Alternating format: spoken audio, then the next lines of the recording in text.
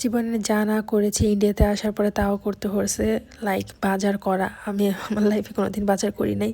আর কীভাবে দাম করতে হয়, ইভেন যে 1 কেজি এটা দেন সেটা দেন এটা বলতে হয়, সেটা বলতেও আমি পারতেছিলাম না। আমি যে দাঁড়ায় ছিলাম কতক্ষণ, তো ওনারাই বলতেছিল যে ভাই আপু কী নিবেন। আমি যে কী নিবো আসলে আমি নিজেই জানি না, আমি কনফিউজড। এত কিছু দেখার পর আমি কী খাবো, কী নিবো, আমি আসলে কিছুই বুঝতে পারতেছিলাম না।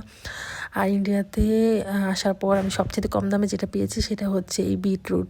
ও মাই গড, এগুলো আমি হচ্ছে লক্ষ্মীবাজার থেকে পার পিস 30 টাকা করে কিনতাম। আমি এখানে 20 টাকা দিয়ে 4টা বিটরুট নিয়ে আসছি। আমি অনেক হ্যাপি হয়ে গেছি বিটরুট এত কম দামে পেয়ে। আর ফ্রুটসও অনেক অনেক বেশি চিপ রেটে পাওয়া যায়। বাংলাদেশে আতা ফলের পার কেজি হচ্ছে 400 টাকা করে, আর এইদিকে 100 রুপিতে পাচ্ছিলাম। মনে চাইতেছিল অনেক ফল কিনে নিয়ে যে, বাট আমি একা আর কত খাবো। তারপর কিছু ভেজিটেবল নিলাম, আর কিছু গ্রোসারি আইটেমও নিয়ে নিলাম, যেহেতু বাইরে খেতে আমার ভালো লাগে না, কমফোর্টেবল লাগে না আসলে। যদি আমার হোটেলের সামনে একটা মুসলিম হোটেল আছে খাবারের, বাঙালি স্টাইলে রান্না হয়, বাট আসলে দেখবার খাওয়ার পর আর ভক্তিতে নেয় না ওখানে খাওয়ার জন্য।